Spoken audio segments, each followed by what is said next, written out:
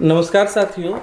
जैसा कि आप सभी को यह मालूम है कि 4 अक्टूबर को हिंदी के सुप्रसिद्ध आलोचक आचार्य रामचंद्र शुक्ल का जन्मदिन होता है और आज उनके जन्मदिन पर हम उनको याद करते हुए उत्तराखंड मुक्त विश्वविद्यालय के हिंदी विभाग के 2 आचार्यों के साथ यह बातचीत संभव कर रहे हैं।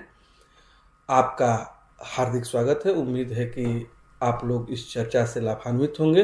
तो मैं हिंदी विभाग की ओर से हिंदी विभाग के समन्वयक डॉक्टर शशांक शुक्ल जी का हार्दिक स्वागत करता हूं और हिंदी विभाग के सहायक आचार्य डॉक्टर राजेंद्र कैड़ा का भी इस कार्यक्रम में हार्दिक स्वागत करता हूं। आप सभी जानते हैं कि जब अकादमिक रूप से हिंदी अध्ययन अध्यापन की बात होने लगी तो साहित्य के इतिहास की आवश्यकता पड़ी और हिंदी शब्द सागर की भूमिका लिखते हुए आचार्य रामचंद्र शुक्ल ने जो भूमिका लिखा उसे बाद में हिंदी साहित्य का इतिहास कहा गया। आज भी हिंदी साहित्य के अध्ययन अध्यापन करने वाले, हिंदी साहित्य में रुचि रखने वाले लोगों के लिए अगर कोई प्राथमिक पुस्तक अथवा गीता की तरह अपने सिरहाने रखने की कोई पुस्तक जिसे प्रतिदिन जिससे आपको गुजरना हो, वैसी अगर कोई एक किताब मानी जानी चाहिए तो हिंदी साहित्य का इतिहास आचार्य रामचंद्र शुक्ल का माना जा सकता है। तो सबसे पहले मैं बात करूंगा आचार्य शुक्ल के इस इतिहास दृष्टि पर और मैं शशांक जी से आग्रह करूंगा कि आचार्य शुक्ल की इतिहास दृष्टि पर, कैनन निर्माण पर अपनी कुछ बातचीत रखें। धन्यवाद। हम जब आचार्य रामचंद्र शुक्ल की इतिहास दृष्टि पर बात करते हैं या उनके इतिहास पर बात करना प्रारंभ करते हैं तो एक चीज़ तो स्पष्ट रूप से पहले ही समझनी चाहिए कि शुक्ल जी की पूरी इतिहास दृष्टि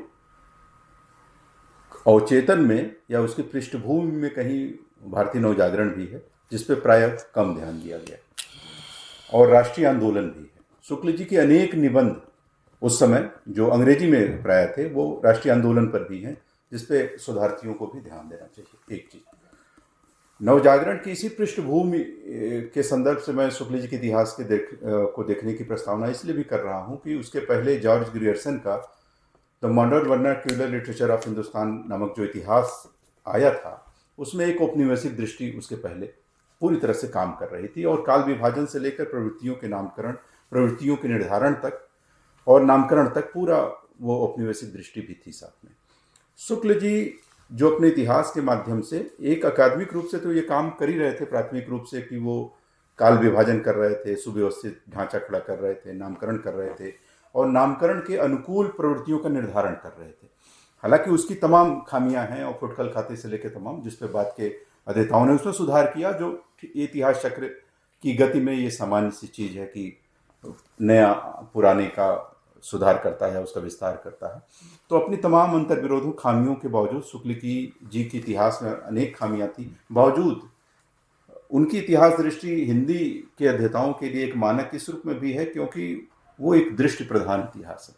तथ्यों की दृष्टि से आप जानते हैं कि केवल 1936 तक की रचना है, छायावाद का भी पूरा हिस्सा नहीं है, लेकिन एक मोटे रूप में 35-36 तक की रचनाओं का जिक्र है।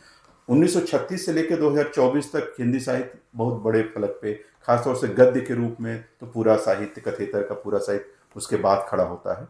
तो तथ्यों की दृष्टि से शुक्ल जी के इतिहास की अपनी सीमाएं हैं उसकी, लेकिन वैचारिक दृष्टि से शुक्ल जी का इतिहास हिंदी के, जब बच्चन सिंह अपना शोध लिखते हैं या दूसरा इतिहास लिखते हैं तो प्रारंभिक पंक्तियां हैं कि न शुक्ल जी के इतिहास को छोड़कर आगे बढ़ा जा सकता है, न उसे पूरी तरह से अपनाकर बढ़ा जा सकता है। यानी उस पैटर्न को भी तोड़ना है, लेकिन उस दृष्टि भी पीछे पीछे चल रही है। तो शुक्ल जी की अपनी इतिहास दृष्टि की सामर्थ्य ये थी, या उनकी दृष्टि ये थी कि साहित्य की मूल प्रवृत्तियाँ, रचनाकार की मूल प्रवृत्तियाँ और उसके साथ एक द्वंद्वात्मक संबंध, जो डायलेक्टिकल संबंध होते हैं, वो अपने साथ चल रहा था। तो शुक्ल जी की इतिहास दृष्टि केवल रचनाकार और प्रवृत्तियां तो मोटे स्थूल रूप में है कि आप किसी प्रवृत्ति का एक निर्धारण करेंगे और ये करेंगे, लेकिन शुक्ल जी की अपनी इतिहास दृष्टि बाद के अध्येताओं के लिए इतिहास ग्रंथ के निर्माताओं के लिए।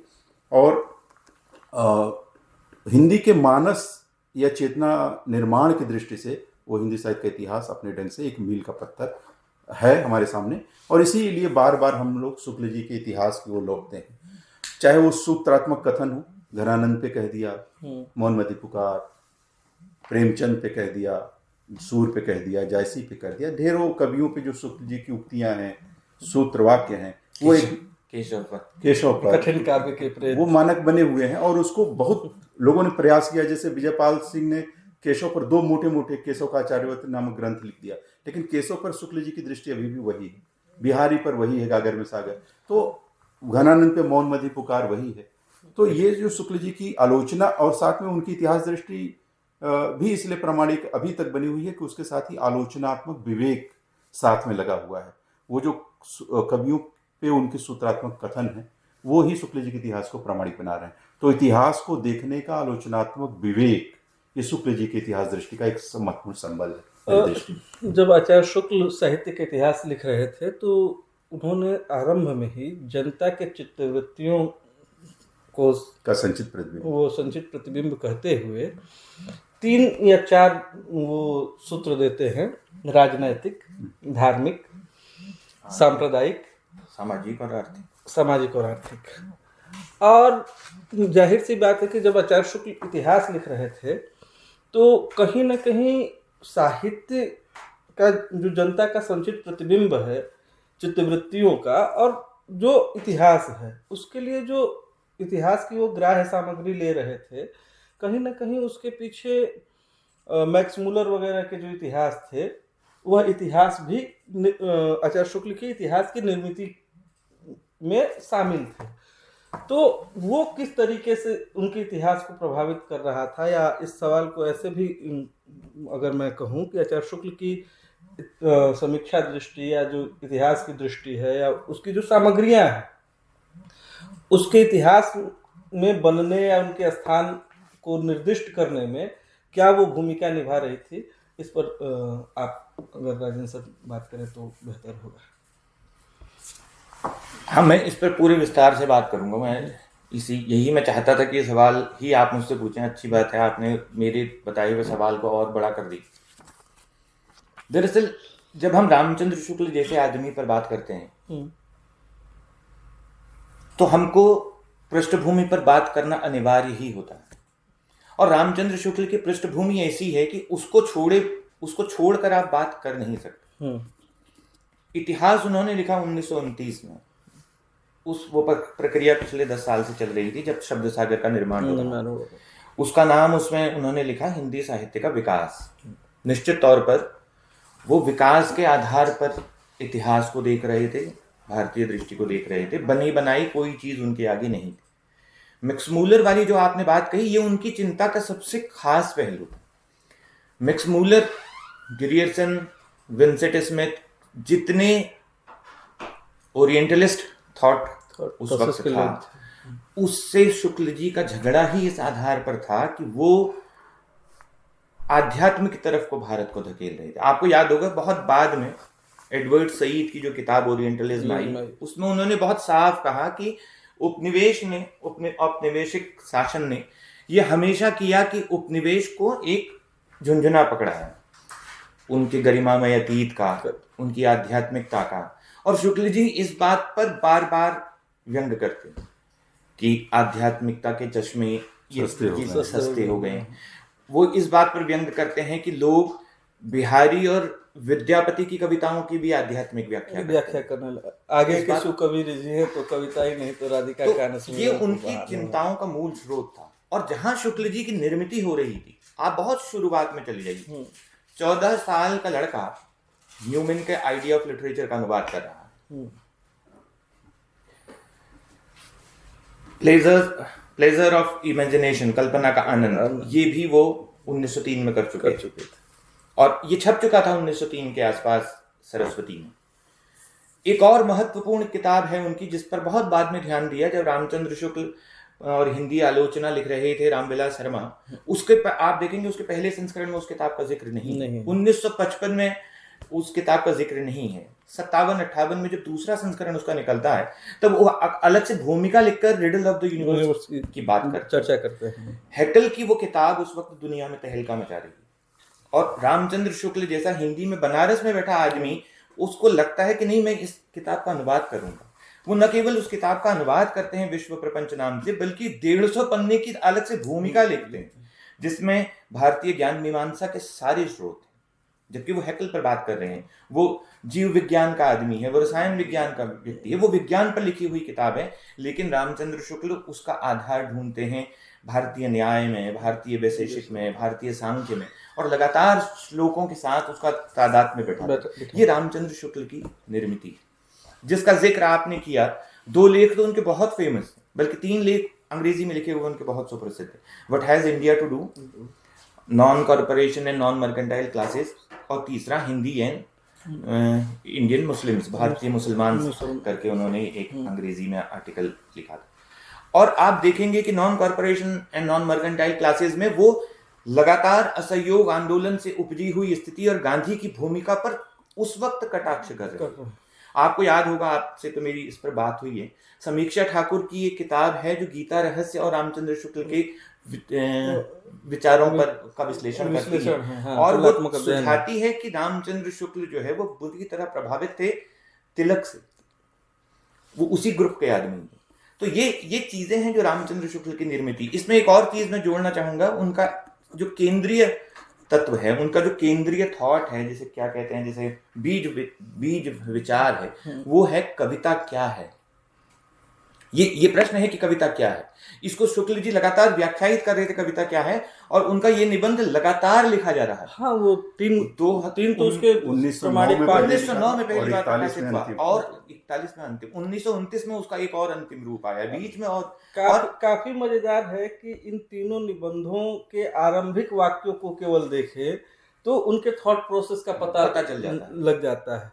इधर आपको याद होगा, एक और पुस्तक हमने पढ़ी थी, आपने भी वो पढ़ी, वो पुस्तक है एंचेनमेंट्स ऑफ मॉडर्निटी, सौरभ दुबे की किताब है, 2009 में आई, 2019 में उसका रिप्रिंट हुआ। उस आदमी ने उपनिवेशवाद पर, नेशन स्टेट पर, एम्पायर पर, ग्लोबलाइजेशन पर, गांधीज्म पर, इस्लाम पर, भारत के आज के सबसे क्रीमी लेयर के जो बुद्धिजीवी हैं उनसे लिखवा, और उन सब वो पूरी किताब का थॉट प्रोसेस जो है वो बहुत मुकम्मल, बहुत कॉम्पैक्ट है।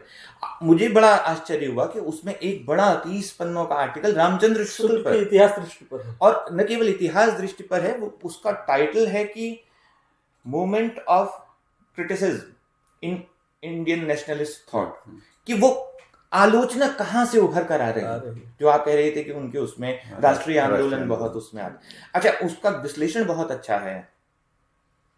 मिलिंद वाकणकर नाम है उसका, और उन्होंने चीजों को ये जोड़ा है कि रामचंद्र शुक्ल व्यक्तिवाद, आपको याद होगा रामचंद्र शुक्ल का बहुत फेमस निबंध है साधारणीकरण और व्यक्ति वैचित्र्यवाद।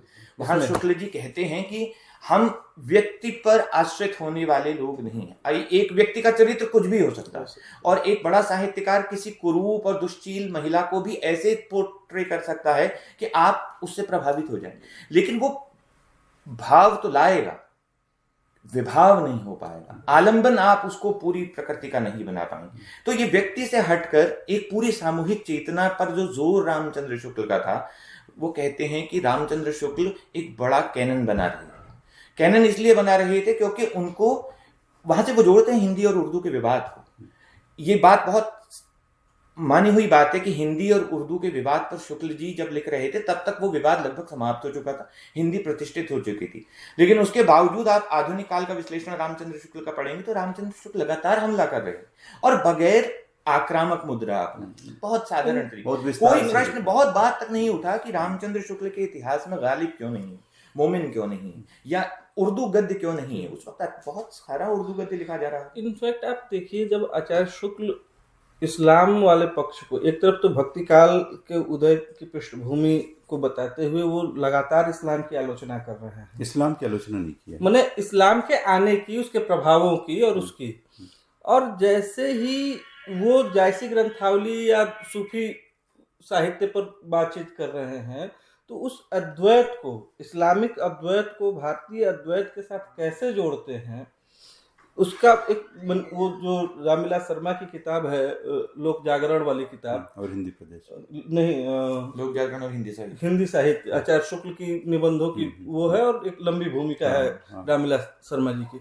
वो उस किताब के लेखों को देखिए और उनकी भूमिका को देखिए, तो एक अलग ही रामचंद्र शुक्ल हमारे सामने आते हैं। रामचंद्र शुक्ल की कारीगरी ये है कि वो बिना आक्रामक हुए अपनी बात को बहुत स्पष्ट तरीके से कहते हैं कि वो है ना गालिब का शेर की लड़ते हैं और हाथ में तलवार भी नहीं, वो वाला अंदाज रामचंद्र शुक्ल का। तो कारीगरी इतनी महीन है, इतनी सुस्पष्ट है कि उसको तोड़ना, आज समझिए 100 साल होने वाले हैं उनके इतिहास को, आज भी आप उसके पूरे ढांचे को नहीं तोड़ सकते। हालांकि तोड़ने की ऐसी जरूरत नहीं है, लेकिन चीजें कुछ ऐसी हैं। आप देखिए ना, जिसका आपने जिक्र किया मध्यकाल के उदय का, 1941 में हजारी प्रसाद द्विवेदी बहुत स्पष्ट तरीके से बिल्कुल विरोध में अपनी बात रख चुके थे कि प्रतिक्रिया जैसी कोई बात नहीं है, प्रभाव तो हो सकता है, अगर है भी तो वो 12 आने तो वैसे का वैसा ही है, 4 आने छोड़ते हैं वापस।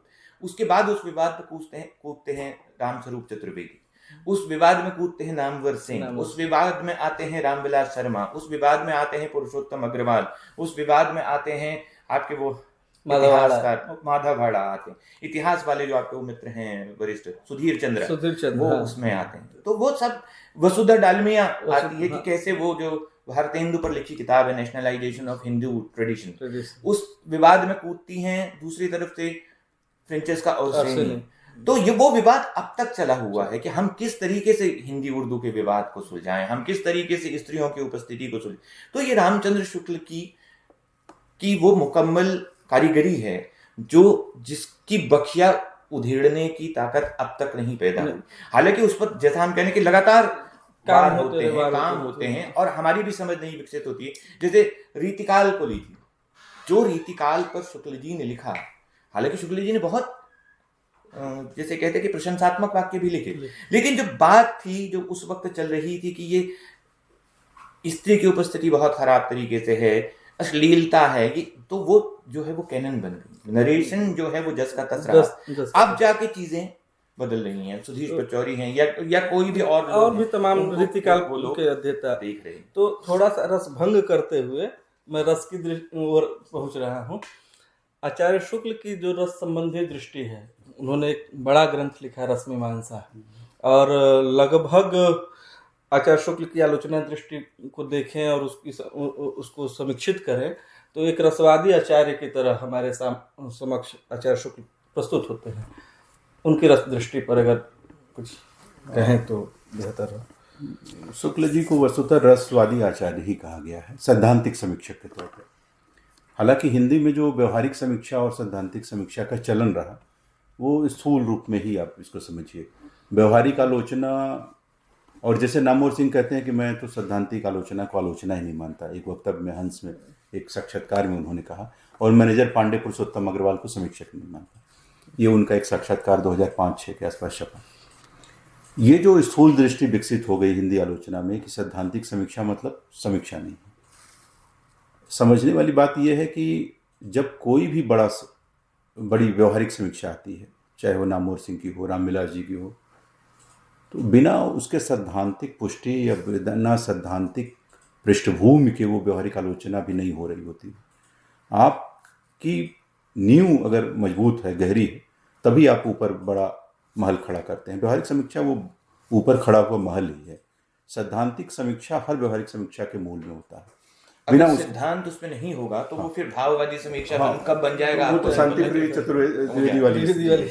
तो उसमें विचार तो शुक्ल जी को प्राय इस तरह से कि सैद्धांतिक समीक्षा और व्यवहारिक समीक्षा के संतुलन की दृष्टि से उनकी आलोचना की प्रामाणिकता इसलिए भी है कि आप रस मीमांसा को उठाइए और त्रिवेणी की व्यवहारिक समीक्षा पर कसिए तो आपको कहीं द्वैत नहीं दिखेगा। उनकी सैद्धांतिक समीक्षा यहाँ बराबर सूर में, तुलसी में, जायसी में साथ साथ चलती हुई आपको दिखेगी।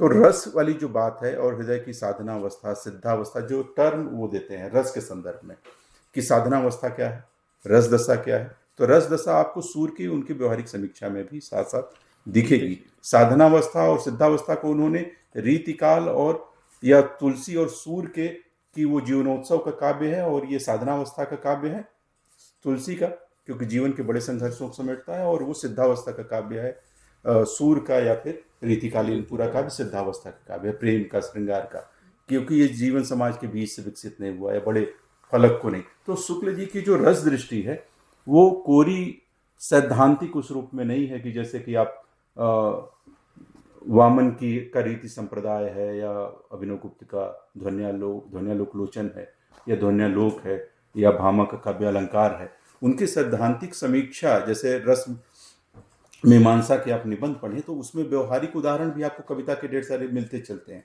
मनोविकार के आप निबंध पढ़ेंगे तो उसमें भी सूर तुलसी के पद्य आपको साथ साथ चलते हैं। शुक्ल जी की खूबसूरती यही थी उनकी सैद्धांतिक। दूसरी बात जिस पे विवाद रहा या जिसके रस पे उनके मत पे प्रश्न चिन्ह खड़ा किया गया, उनकी इस मान्यता पे किया गया कि रस साधारणीकरण की दृष्टि से आलम्बनत्व धर्म का साधारणीकरण होता है। उसके पहले हमको मालूम है कि अभिनव गुप्त साधारणीकरण के संबंध में अभिव्यक्तिवाद का सिद्धांत प्रस्तुत कर चुके होते थे, और रस निष्पत्ति का पूरा दर्शन ही, चाहे वो भट्ट लोलट का हो उत्पत्तिवाद, शंकुक का अनुमितिवाद, भट्टनायक का भुक्तिवाद, या अभिनव गुप्त का अभिव्यक्तिवाद, ये चारों जो रस निष्पत्ति के सिद्धांत थे, और खास तौर से भट्टनायक और भट्ट लोलट और शंकुक तक, तो वो रस निष्पत्ति का जो सिद्धांत था वो भरत के करीब है, यानी उसमें वस्तुनिष्ठता है। रस निष्पत्ति में रस किसके हृदय में उपजेगा, इसको लेकर जो विवाद था, तो धीरे धीरे भट्टनायक से और अभिनव गुप्त तक आते आते वो सहृदय के चित्त में ही रस दशा की उत्पत्ति होती है, ये तथ्य प्रामाणिक हो गया था। और जो साधारणीकरण होगा वो विभाव का होगा, अनुभाव का होगा, स्थायी भाव का होगा। शुक्ल जी ने, और प्राय शायद पहली बार हिंदी के किसी बड़े समीक्षक ने अभिनव गुप्त के सामने प्रश्न चिन्ह खड़ा किया उनके मतों के सापेक्ष, और ये कहा, घोषित किया कि नहीं, रस निष्पत्ति सहृदय की जगह आलम्बनत्व धर्म का साधारणीकरण होता है। अब आलम्बनत्व धर्म का साधारणीकरण, ये मत विश्वनाथ के मत के करीब लोगों ने माना। आलम्बनत्व धर्म में अब ये दृष्टि भी अगर आप बड़े बारीकी से देखें कि आलम्बन क्या है, जिस पर हमारा भाव टिकता है, सीधी सी बात है। तो शुक्ल जी उस रस मीमांसा वाली कृति में बड़े लंबे तर्क करते हैं, और ये कहते हैं कि अगर किसी पीड़ित को देखकर, और इस पे आइए रिचर्ड्स का भी प्रभाव आप उनके वस्तुनिष्ठता के सिद्धांत का मान सकते हैं, जब वो शुक्ल जी साहब कहते हैं कि किसी पीड़ित स्त्री को देखकर या किसी पीड़ित व्यक्ति को देखकर कविता में आप पढ़ते हैं, आपकी आंखों में आंसू आएंगे, किसी दुष्ट व्यक्ति के चित्रण को देख के आपके भी अंदर क्रोध ही जन्मेगा, उसमें आनंद की प्राप्ति नहीं होगी। बेसिकली यही शुक्ल जी का उसमें था कि हम उसमें आनंदित नहीं होंगे। अगर आप किसी इस तरह के दृश्य का चित्रण देखते हैं, कविता पढ़ते हैं, तो आपकी आंखों में भी उस समय आंसू ही आएंगे, उसमें आप आनंद की अवस्था नहीं कर। तो बात समझने वाली ये थी कि अभिनव गुप्त का जो आनंदवाद था, और उसके पहले आप रामचंद्र गुणचंद्र का सुख दुखात्मक रसों को भी अगर आप इसको समेट लें, तो उन लोगों का जो आनंद था वो कुछ दूसरे था। और उसके लिए फिर भारतीय काव्यशास्त्र की आप स्थायी भाव और रस के बीच के भेद को भी समझना पड़ेगा, कि जो सामान्य मनोवृत्तियां होती हैं, जो स्थायी भाव होते हैं, वो साहित्य में आकर रस में कैसे बदल जाते हैं। मतलब हम घृणा सामान्य रूप में जो करते हैं, और कविता में आके जो हमारी घृणा है वो आनंद में कैसे रूपांतरित हो जाती है। क्योंकि आनंद तब होती है क्योंकि व्यक्ति अपने मैं और पर से ऊपर चला जाता है, तब वो व्यक्ति के स्तर पर नहीं रहता, तब वो सामान्य के सार्वभौमिक स्थिति में सोचता है, विचारता है। शुक्ल जी तो कविता क्या है वाले निबंध में इस चीज को मानते हैं, और कविता की रसदशा इसी को मानते हैं कि जब व्यक्ति मैं पैर से हट जाता है। लेकिन जब रस निष्पत्ति के स्तर पर जाते हैं तो वो साधारणीकरण के रूप में आलम्बनत्व धर्म का करते हैं। तो ये शुक्ल जी के रस निष्पत्ति की इस दृष्टि में भी थोड़ा सा अंतर्विरोध या उनकी अपनी सीमाएं भी हैं, इसे आप इस रूप में मान सकते हैं। एक आपकी टिप्पणी ले लेते हैं। नहीं, मैं सवाल करना मैंने उनसे। हाँ। आप देखिए काव्य शास्त्र पर बहुत ध्यान देते हैं, तो इसलिए आपने बहुत लंबा चौड़ा वक्तव्य दिया, और बहुत इसमें कोई दो राय नहीं है कि हाँ, आप सिद्धांत पक्ष बिल्कुल स्पष्ट आपके पास रखा हुआ। मैं जो कहना चाहता हूँ, मैं ये बात मजाक में कहता हूँ, लेकिन ये बात सच है कि कविता क्या है और रस मीमांसा वो शायद उसका बड़ा रूप है। जो किताब है रश्मिमानता, वो उसको पूरी कर नहीं सके थे, उसमें टिप्पणियां बाकी हैं, अंग्रेजी में लिखी टिप्पणियां हैं उसमें, और तो अलग अलग उसको अगर पूरा निबंधों करते, में अलग अलग निबंध, हाँ अलग अलग निबंधों, अगर वो उसको पूरा करते तो शायद वो और मुकम्मल किताब होती और असाधारण किताब होती। रस पर बात जैसे सिद्धांत पक्ष आप कर रहे हैं, इसका एक विचलन है, आपके नजरों से वो गुजरा या नहीं गुजरा, नामवर सिंह का एक निबंध है रस जस का तस बस, उसमें वो रस के वर्गीय चरित्र पर जाते हैं। आप क्योंकि इधर भरत पर काम कर रहे हैं, आपको उस निबंध को और गंभीरता से लेना चाहिए। वो कहते हैं कि जब बिल्कुल शुरुआत हो रही थी, नाट्यशास्त्र उभर रहा था, नाटक आ रहा था, तो वो दो अलग अलग वर्गों के बीच के तनाव के वजह से आ रहा था। और जब देवताओं और असुरों के बीच के उस युद्ध को नाटक में कन्वर्ट किया और उस नाटक को का प्रहसन को खेला गया, तो उसमें जरूरत से ज्यादा विपक्षी पक्ष को दबाकर वहां से रस निकालने की कोशिश की थी, और विपक्षी पक्ष ने इस बात का विरोध किया। तो जो आलंबन है वो किस वर्ग के आधार पर आलंबन बना है, ये बड़ा प्रश्न उसमें से निकलता। इस प्रश्न को नामवर सिंह ले जाते ध्वन्यालोक तक ले जाते हैं और कहते हैं जिस तरह से, जिसे ग्रेट ट्रेडिशन कहते हैं, एक बड़ा कैनन रचा जाता है, रस ने भी कुछ तरह से एक मुख्य धारा बनाई और बाकी कविताओं को पीछे छोड़ दिया।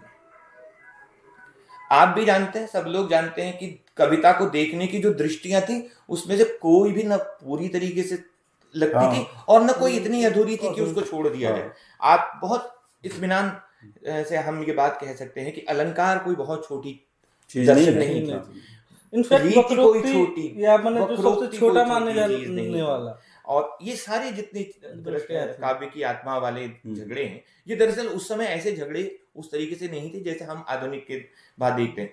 तो रस को आप इस तरीके से अगर देखेंगे, या आपने देखा है, या आगे आप कहें कि मैं देखूंगा, आपके कहीं ना कहीं ये विचारों में है कि रस सिद्धांत का वर्गीय चरित्र क्या सचमुच ग्रेट ट्रेडिशन और लिटिल ट्रेडिशन के बीच का कोई झगड़ा है? अब ये प्रश्न थोड़ा अलग तरह का प्रश्न है, विमर्श फिर ये बात मांग करता है। बस मैं संक्षेप में ही इस पे संकेतात्मक टिप्पणी कि रस की जो दृष्टि है, एक तो वो काव्यशास्त्रीय ढंग से आई थी वहां पे, दूसरी वर्गीय चरित्र के हिसाब से या उस तरह के दृष्टि, काव्यशास्त्र, यही मैं कह रहा हूँ ना, मैंने कहीं चीज पढ़ी है कि रामचंद्र शुक्ल यहाँ वही काम कर रहे थे जो पश्चिम में एफ.आर. लेविस कर रहे थे। वो दरअसल कोरे अर्थों में साहित्य सिद्धांत शास्त्री नहीं थे, उनके साथ समाज विज्ञान बहुत जुड़ा होता। आपको पता है, वो बहुत अच्छे अनुवादक थे, वो बहुत अच्छे इतिहासकार थे, वो बहुत अच्छे भाषा शास्त्री थे, वो बहुत अच्छे काव्य शास्त्री थे। उनके जो निबंध है, आप उनका निबंध आपने तो प्रकाश वाली ग्रंथावली देखी होगी, उसमें उनके निबंध पढ़िए तो मेगास्थनीज की एंडिका पर उनका निबंध है, भारतवर्षियों के पहनावे पर उनका निबंध है। तो इसलिए हम उनको केवल सिद्धांत काव्यशास्त्रीय ढांचे में नहीं, मैंने शुरू में ही आप समझ गए मैं क्या कह रहा हूं? मैंने शुरुआत के संकेत में ही कह दिया था कि शुक्ल जी ने रस की जो आत्मनिष्ठ दृष्टि है, जो आत्मनिष्ठ दृष्टि अभिनव गुप्त तक विकसित हो गई थी प्रामाणिक रूप से, उसको तो हटा, उसको तोड़ा। हाँ, शुक्ल जी ने उसको तोड़ा और रस को वस्तुनिष्ठ धरातल की ओर ले गए, और ये दृष्टि भरत की थी। शुक्ल जी भरत के करीब हैं या भट्टलोलट के आसपास हैं रस निष्पत्ति के संदर्भ में। वो जो केवल व्यक्तिनिष्ठ दृष्टि है रस की, शुक्ल जी निश्चित रूप से उसको तोड़ते हैं, और रस शुक्ल जी के लिए वो है जो लोक धर्म में लीन होने की दशा रस है। तो शुक्ल जी तो खुद ही कहते हैं कि वो जो कैनन है रस का, कि जो केवल कविता पढ़ के आनंद होगा, या सत्ता या सामंतों के लिए जैसे पूरा रीतिकाल खड़ा होता है, शुक्ल जी की दृष्टि दरअसल जनता की ओर है। जैसे पूरा रीतिकाल है तो वहाँ सामंतों की ओर, राजाओं की ओर, रीतिकाल के उदय की पृष्ठभूमि के कारणों में उन्होंने कहा कि सामंतों और राजाओं की रुचि के कारण रीतिकाल में, जनता की रुचि नहीं थी। जबकि नगेंद्र वगैरह ने बार बार कहा कि नहीं, जनता की रुचि भी उधर चली गई थी। शुक्ल जी एकमात्र आलोचक थे जिसको रामविलास जी ने बार रेखांकित किया कि नहीं, वहाँ जनता की रुचि नहीं थी, राजाओं की रुचि थी। तो शुक्ल जी की अपनी जो रस दृष्टि भी है वो बहुत वस्तुनिष्ठ है, वो अभिनव गुप्त की तरह आत्मनिष्ठ नहीं है, और उस पूरी रस दृष्टि में कहीं लोक साथ साथ चलता है, खड़ा। तो आपकी बात से सहमत है, उस दृष्टि से रस उनका वैसा शास्त्रीय रस नहीं है। तो हालांकि अभी मेरे पास और भी सवाल थे पाठ वगैरह को लेकर के, लेकिन चूंकि बातचीत लंबी हो गई है और ये ऐसा विषय है, आचार्य शुक्ल हिंदी साहित्य के, कि जिन पे लंबी बातचीत और लंबी बहसें हो हाँ, अभी सकती ढेर हैं। सारे पक्ष तो बहुत छूट सारे गए हैं। पक्ष हैं, लेकिन समय पर मौके बेमौके हम लोग यूँ उपस्थित होते रहेंगे और बातचीत करते रहेंगे। मैं हिंदी विभाग की ओर से अपने दोनों अग्रज सहकर्मियों के प्रति और इस बातचीत को संभव बनाने के लिए मैं आभारी हूँ। आप दोनों के प्रति धन्यवाद ज्ञापित करता हूँ। धन्यवाद। आप सबने सुना, बहुत बहुत धन्यवाद। धन्यवाद।